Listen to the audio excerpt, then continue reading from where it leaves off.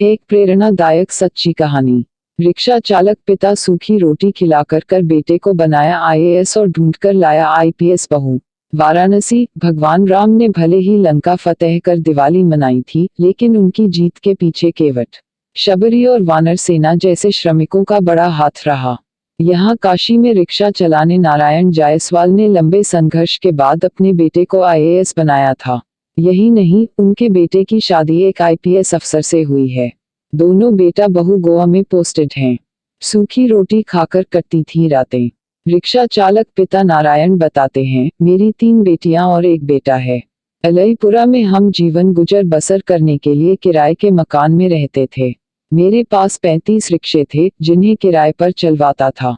सब ठीक चल रहा था। इसी बीच पत्नी इंदु को ब्रेन हेमरेज हो गया, जिसके इलाज में काफी पैसे खर्च हो गए। 20 सेकंड ज्यादा रिक्शे बेचने पड़े, लेकिन वो नहीं बची। तब गोविंद 7th में था।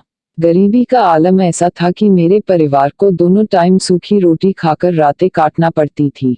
मैं खुद गोविंद को रिक्शे पर बैठाकर स्कूल छोड़ने जाता था।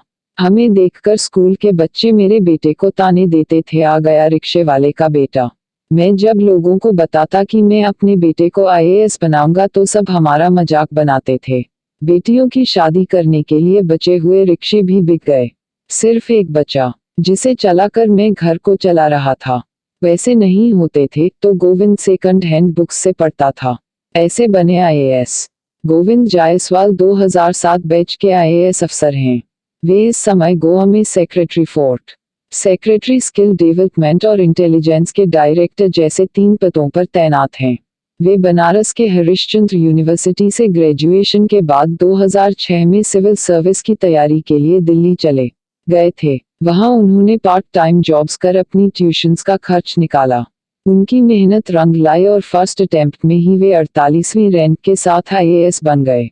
गोविंद की बड़ी बहन ममता बताती हैं, भाई बचपन से ही पढ़ने में तेज था। माँ के देहांत के बाद भी उसने पढ़ाई नहीं छोड़ी। उसके दिल्ली जाने के बाद पिताजी बड़ी मुश्किल से पढ़ाई का खर्च भेज पाते थे। घर की हालत देख भाई ने चाय और एक टाइम का टिफिन भी बंद कर दिया था। दोस्त के पिता ने बेइज्जत कर घर से किया था बाहर। गोविंद ने बताया, बचपन में एक बार दोस्त के घर खेलने गया था। उसके पिता ने मुझे कमरे में बैठा देख बेइज्जत कर घर से बाहर कर दिया और कहा कि दोबारा घर में घुसने की हिम्मत न करना। उन्होंने ऐसा सिर्फ इसलिए किया क्योंकि मैं रिक्शा चालक का बेटा था। उस दिन से किसी भी दोस्त के घर जाना बंद कर दिया। उस समय मेरी उम्र 13 साल थी, लेकिन उसी दिन ठान लिया कि मैं आईएएस ही बनूंगा, क्योंकि यह सबसे ऊंचा पद होता है। हम 5 लोग एक ही रूम में रहते थे। पहनने के लिए कपड़े नहीं थे। बहन को लोग दूसरों के घर बर्तन मांजने की वजह से ताने देते थे। बचपन में दीदी ने मुझे पढ़ाया। दिल्ली जाते समय पिताजी ने गांव की थोड़ी जो जमीन थी वो बेच दी। इंटरव्यू से पहले बहनों ने बोला था कि अगर सिलेक्शन नहीं हुआ तो परिवार का क्या होगा। फिर भी मैंने हिम्मत नहीं हारी। आज मैं जो कुछ भी हूँ, पिताजी की वजह से हूँ। उन्होंने मुझे कभी एहसास नहीं होने दिया कि मैं रिक्शे वाले का बेटा हूँ। बता दें, किराए के एक कमरे में रहने वाला गोविंद का परिवार अब वाराणसी शहर में बने आलीशान मकान में रहता है। जीजा ने ढूंढी थी आईपीएस बीवी। ममता बताती हैं, 2011 में भाई नागालैंड में पोस्टेड था। मेरे पति राजेश को अपने वकील मित्र से बातचीत के दौरान चंदना के बारे में पता चला। वो उस वकील की भांजी थी और उसी साल आईपीएस में सिलेक्ट हुई थी। उसकी कास्ट दूसरी थी, लेकिन हमारी फैमिली को रिश्ता अच्छा लगा। लोगों को लगता है कि यह लव मैरिज थी, लेकिन रियलिटी में अरेंज्ड है। भाई छुट्टी में घर आया तो मेरे पति ने उसके सामने चंदना के मैरिज प्रपोजल की बात सामने रखी। फिर दोनों ने साइबर कैफे में जाकर चंदना की सोशल मीडिया प्रोफाइल सर्च की। गोविंद को वो अपने लिए बेस्ट लगी और रिश्ता आगे बढ़ा।